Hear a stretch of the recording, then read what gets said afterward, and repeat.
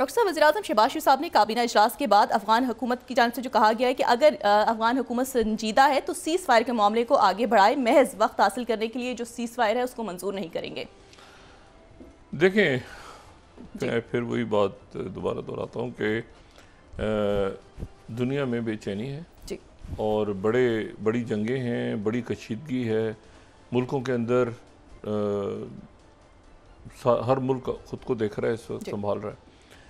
और ये one in a century जी। तो अब इस पूरे सूरत हाल में मैं जो रोज़ बात कहता हूँ कि ये रियासतों का काम है कि वो उनके जो अकाबरीन हैं वो अपने मामलात को और अपने अवाम को मैन मेड क्राइसिस मज़ीद क्रिएट ना करें, और वो जहाँ तक हो सकता है वो मामलात को अफ़ाम तफ़हीम से हल करें, मुल्क के अंदर भी और मुल्क से बाहर भी। बहुत ज़्यादा कशीदगी है, कोई किसी की मदद को नहीं आ रहा, बहुत ज़्यादा कोई मतलब बहुत अफरा तफरी है तमाम दुनिया में। सही। एक तो ये बात। दूसरी बात ये है कि पाकिस्तान के अंदर जो बहुत सारे मामला तो मैन मेड क्राइसिस हैं जी। और जो अफगानिस्तान का मामला है वो या तो समझ नहीं पा रहे या समझ जाएंगे, या हमारे यहाँ से उनको मैसेज सही कन्वे नहीं हुआ, या वो उसको कोई दरमियान में कम्युनिकेशन गैप है जिसकी वजह से कशीदगी यहाँ तक गई है। सही। ये बात मैं बहुत अरसे से चूँकि फ़ॉलो अफ़गानिस्तान को देखा है इतने सालों से, तो मैं आपको सिर्फ ये बताऊँ कि वो अभी तक शायद जो है ना वो ये समझ रहे हैं। मैं मिसाल के तौर पे उनके वज़ीर ख़ारजा भारत गए, उनको ज़बरदस्त प्रोटोकॉल मिला, अच्छा सब कुछ हो, लेकिन ये हो ही नहीं सकता जो मैं पहले भी कह रहा हूँ कि मतलब भारत के साथ मौजूदा जियो स्ट्रेटेजिक सिचुएशन में कहीं अफ़गानिस्तान उनके साथ नहीं बैठता जी। ये नहीं कि ये तालिबान की ये सेटअप नहीं बैठता, यहाँ पर आप अमरुल्लाह साले को लेंगे तो भी वो नहीं चल पाएगा भारत के साथ, ठीक है ना। ये एरिया ऑफ इन्फ्लुएंस नहीं है जी। यहाँ पर अमेरिकन जो हैं वो सिर्फ ये सोवियत यूनियन और वॉर ऑन टेरर, उसके बाद वो उनका भी कोई ख़ास यहाँ पे इंटरेस्ट नहीं। बगाम का जिक्र कर दिया उन्होंने एक दफ़ा। ये एरिया ऑफ इन्फ्लुएंस जो है ये चाइना का है जी। ये CPEC है, इसमें उन्होंने अफगानिस्तान को लाना है, ईरान को लाना है, सेंट्रल एशियन कंट्रीज़ हैं, बाकी मुल्क हैं सब। तो ये जो है ना ये वो चूँकि वहाँ गए, अब कोई मतलब अब वहाँ पर वो गए, उनके यहाँ भी ये बात हो रही है कि भाई ये कहाँ से, मतलब हम तो ये दोस्ती तो नहीं करनी, लेकिन वो वही दुश्मन का दुश्मन जो है वो वाला डायलॉग वो भी नहीं चलेगा। सही। उसकी वजह ये है कि उसके लिए भी तो कोई कॉस्मेटिक आपको कवर चाहिए होता है ना जी। लेकिन ये है कि वो मुत्तकी साहब ने पीछे बामियान का बुत लगा के उन्होंने क्या मैसेज दिया खुदा जाने। कोई तो मैसेज देना था जो काबिल कबूल नहीं है पीछे उनके तालिबान में, तो एक ख़ास उनका नुक्ता नज़र है। अच्छा, उन्होंने जो है वो मुझे नहीं पता उन्होंने जवाबन क्या तोहफ़ा दिया। जयशंकर जी ने भी तो कुछ दिया, इनकी तरफ से भी कोई तोहफ़ा पता नहीं, कुछ मतलब क्या तोहफ़ा जाएगा मुझे बताएं ना। ये इधर से उनको कोई मतलब कोई तशरीफ़, कोई इस्लामी तालीमात से मुताल्लिक़ कोई किताब पेश करेंगे जयशंकर जी को, और वो वहाँ से कोई वो जो ज़ाफ़रान रंग की कोई डालेंगे चादर, क्या है कोई वो एक RSS है, वो मतलब बिल्कुल एक्सट्रीम है। ये इधर तालिबान है जो कह रहे हैं कि जी हमने ख़वातीन को बैठने नहीं देना प्रेस कॉन्फ्रेंस में, वो तो ये अजीब एक जो है ना, ये नहीं मामला नहीं चलेगा। सही। अब रह गया कि पाकिस्तान के साथ मामला। मैंने कल भी बात की थी, मैं दोबारा बात कर रहा हूँ कि मुझे मुकम्मल इस बात का यकीन है कि ये, और उम्मीद भी और दुआ भी है कि बातचीत आगे बढ़े, मुज़ाकरात आगे बढ़े, सीज़ फायर जो है ये किसी तरह से दूर पकड़े। और एक ही इशू है और वो है कि अफ़गानिस्तान की सॉइल दहशत गर्दी की इस्तेमाल ना हो, तिजारत पे, बाकी सारे हर चीज़ के लिए तो वो तो इशू ही नहीं है ना। ट्रेड के एग्रीमेंट्स हैं, बाकी मामला हैं बाकी, लेकिन ये है कि दहशत गर्दी वाला जो इशू है उसको वो रिजॉल्व करें, ठीक है।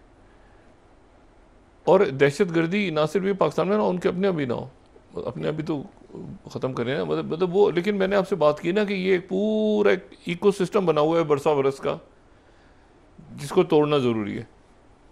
आज अब देख रही थी खबरें, कराची से कंटेनर्स के जो कितने उसमें कितने करोड़ का घपला है और वहाँ से चलते हैं। अब मैंने कहा ना, आप इसको एक आइसोलेशन में नहीं देख सकते, ये जो पूरा नेक्सस है इसको आपको काबू करना पड़ेगा। असला कहाँ से आ रहा है? ईरान से आ रहा है, किसी वस्ती एशियाई मुल्क से आ रहा है, कहाँ से आ रहा है? आपको मुकम्मल तौर पे एक इकोसिस्टम को मुल्क में ठीक करना पड़ेगा, आइसोलेशन में नहीं कर सकते आप।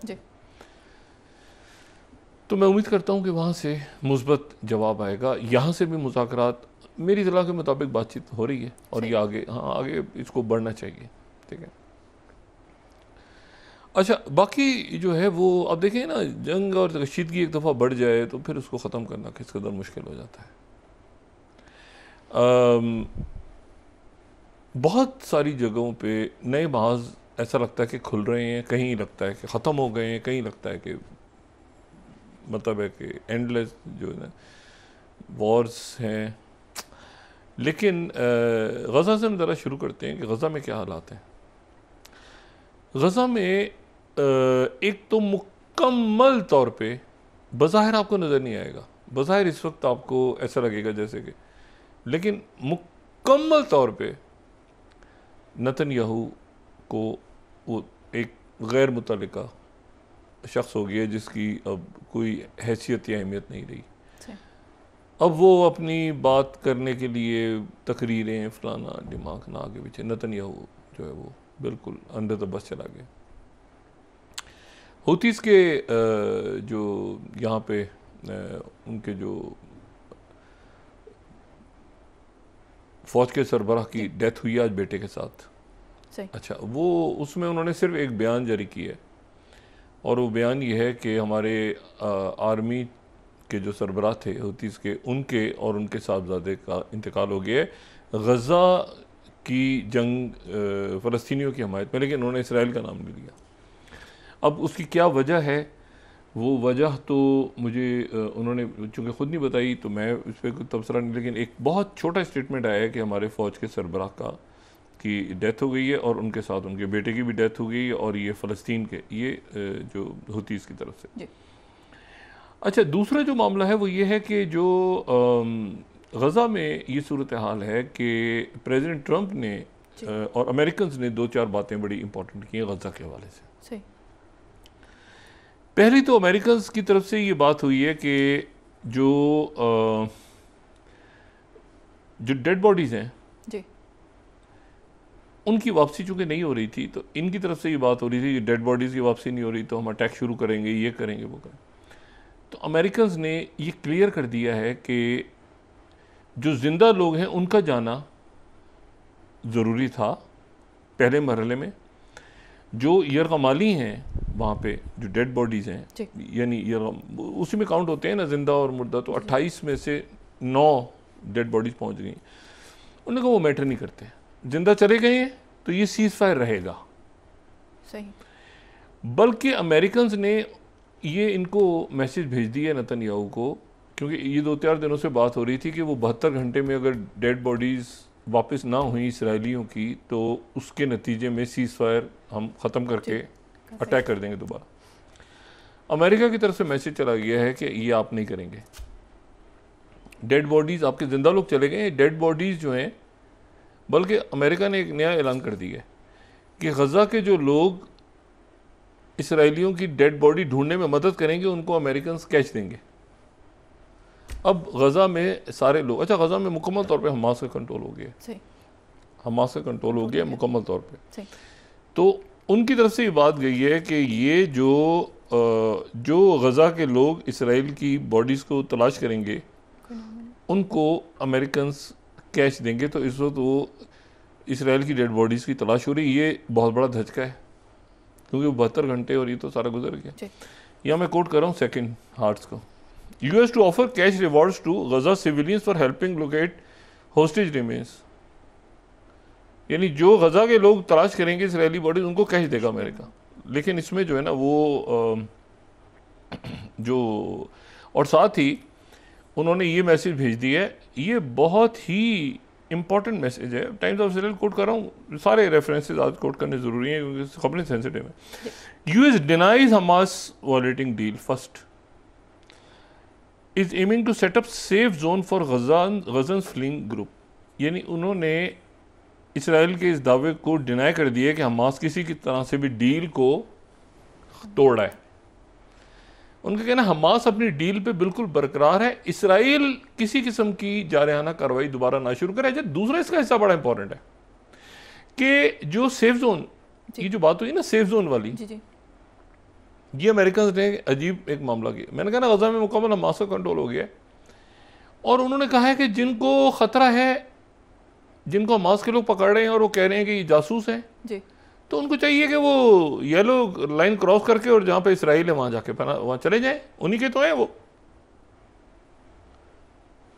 तो यानी वो भी थ्रो अंडर द बुलडोज़र, वो जो घुसे हुए थे अंदर जासूस, तो उनको ये कहा है कि आप जाके वहाँ पे, हाँ वो जो येलो लाइन क्रॉस करके आप उन्हीं के इसराइल की है ना, तो वहाँ जाके पनाह ले लें, और नहीं भी है तो इसराइल पनाह कर देगा आपको। यहाँ पर तो जो है वो हमास को वायलेट नहीं कर रहा, और अगर ज़िंदगी को खतरा है तो इसराइल से कहें, वो इसराइल आपकी मदद करेगा। तो ये तो एक ऐसी बात हो गई है कि वो जो है वो तो बिल्कुल ही। और BBC, 5th US plays down claims Hamas is violating ceasefire deal over hostage। उन्होंने नहीं, कोई नहीं कर रहा किसी किस्म की, वो हमास जो है वो डील को नहीं तोड़ रहा। ये मामलात अगर ख़राब होंगे तो ये मामलात ख़राब होंगे इसराइल की वजह से।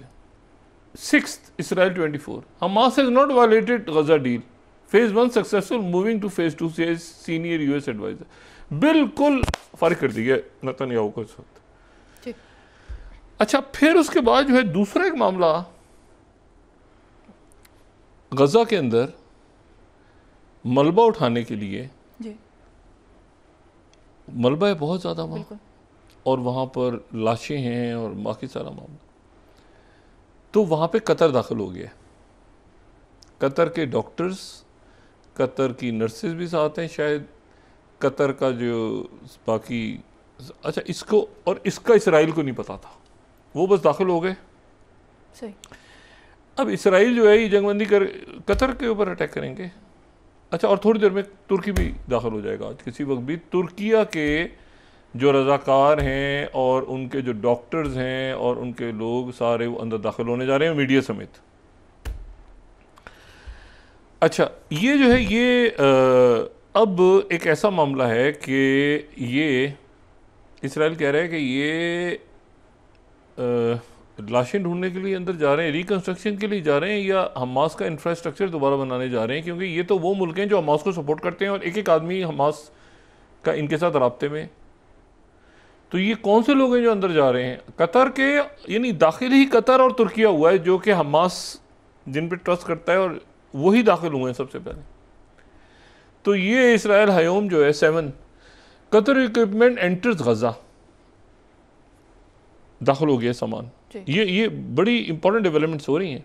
Sparks Hamas reconstruction fears. अच्छा, ये अब जाहिर है कि कोई रिमोट बुलडोज़र या ट्रक तो नहीं चल रहे हैं ना, इन पे लोग हैं ना कतर के बैठे कतर के, फ़लस्तीन के आगे पे वो दाखिल हो गए अंदर। और इसमें जो है ये एक बड़ा अजीब सा मामला है, और हमास मुकम्मल तौर पे वहाँ पर इमर्ज हो गई है। वो कहते हैं ना, मलबे में से हमास इमर्ज होके हमास के लोगों ने मीडिया से बात करके सबको बता दिया कि we are in control. Financial times interview देने, वी आर इन कंट्रोल, और एग्जीक्यूशंस करके सारे करके। फाइनेंशियल टाइम्स 8th उन्होंने इंटरव्यू दिए, ये पढ़ेंगे आप मीडिया और बाकी ज़रा देखेंगे अरब मीडिया को, तो आपको ज़रा अंदाज़ा होगा कि वहाँ पर इस वक्त क्या सूरत हाल है। तो ये जो है ये जो फाइनेंशियल टाइम्स का आर्टिकल बड़ा इंटरेस्टिंग है, इसमें इंटरव्यूज़ भी हैं। हमास के लोगों ने इंटरव्यूज़ देना शुरू कर दिए हैं वहाँ पे गजा से। 8th अगर हम दिखा सकें, 8th। अच्छा, तो ये जो है ये pickup trucks and public execution, उनके पास एक एक चीज़ की तरह थी कि कौन कौन सा जासूस अंदर बैठा हुआ है। कौन कौन सा जासूस जो है वो अंदर बैठा हुआ है और उसकी उनके पास इतला थी, कैसे थी, ये अब इसराइल को सोचना है और बाकी लोगों को सोचना है। साथ ही 15 रुकनी जो फ़लस्तीन की टेक्नोक्रेटिक का सेटअप है वो बड़ी हद तक उस पर हमास, फ़लस्तीनी अथॉरिटी और अरब ममालिक और ये सारे नाम फाइनल हो गए। अनाउंसमेंट उसकी आज या कल में शायद हो जाए। वो जो 15 रुकनी उस पर सब, हाँ, वो जो पोस्ट वॉर सेकंड फेज शुरू हो गया है ना, तो नाम भी फाइनल हो गए, नाम भी फाइनल हो गए हैं। और इजिप्ट के अंदर और उस पर किसी को इतराज़ भी नहीं है, हमास को भी नहीं है, हमास ने भी अप्रूव किए हैं, इसराइल को बता दिया गया। और उसमें जो है वो फ़लस्तीनी अथॉरिटी जो नई शक्ल उसकी होगी वो सारा आज फाइनल हो गया। एक आध दिन के अंदर उसमें जो ऊपर का बोर्ड बनेगा उसमें अब कौन सी, उसके ऊपर भी इतराज़ किसी को नहीं है, क्योंकि उसमें यूरोप के लोग भी हैं, अरब ममालिक के भी लोग हैं, बाकी भी आ रहे हैं, फ़लस्तीन के भी लोग हैं, वो मामला हल हो गया। असल बात जो है वो ये है कि तुर्किया और कतर के लोग अंदर दाखिल हो गए हैं और वो लोग दाखिल हो गए और बराह रास्त वो हमास के, अच्छा, हम जो इसराइल की जो इंटेलिजेंस है वो ये कह रही है कि अंदर हमारे लोग कौन थे, हमारे जो कैदी थे उनके बारे में ये इसराइल की मीडिया पे चल रही है डिस्कशंस। तुर्क और कतर और इजिप्शियन इंटेलिजेंस ने काम करना है ना फ्यूचर में फ़लस्तीनियों के साथ। उन्होंने हमास को बता दिया कि ये लोग अंदर खाना जंगी करवाने जा रहे हैं और ये इनको आप फारिग कर दें, ये हमारी इंटेलिजेंस, वो फारिग हमास के लोगों ने कर दी है। साथ ही ये दाखिल हो गए तो मुकम्मल तौर पे हमास का कंट्रोल हो गया है गज़ा पे। ये वहाँ पे इस वक्त सूरत हाल है और वो सीज़फायर ख़त्म कर देंगे वो नहीं, अंदर कतर के लोग दाखिल हो गए हैं, तुर्किया के दाखिल हो जाएंगे अभी मेरे ख्याल से। तुर्की आज या कल में किसी भी वक्त इतला आ जाएगी कि तुर्की के लोग जो हैं वो तुर्की के रज़ाकार डॉक्टर्स वो सारे जो हैं वो अंदर दाखिल हो गए हैं गज़ा में। और उनके साथ तुर्किया तो बहुत इमदाद भी भेज रहा है। उनके यहाँ तो आपको पता है ना फ्लोटेला और इसके ऊपर तैयब अर्दोगन का जो स्टांस रहा है हमेशा, तो वो तो बहुत ही ज़्यादा इसके ऊपर, और वो इंतज़ार हो रहा है वहाँ बड़ी शिद्दत से, तुर्किया का भी, अरब ममालिक का भी, यूएई तो मुकम्मल हस्पताल और ये सारी वहाँ पे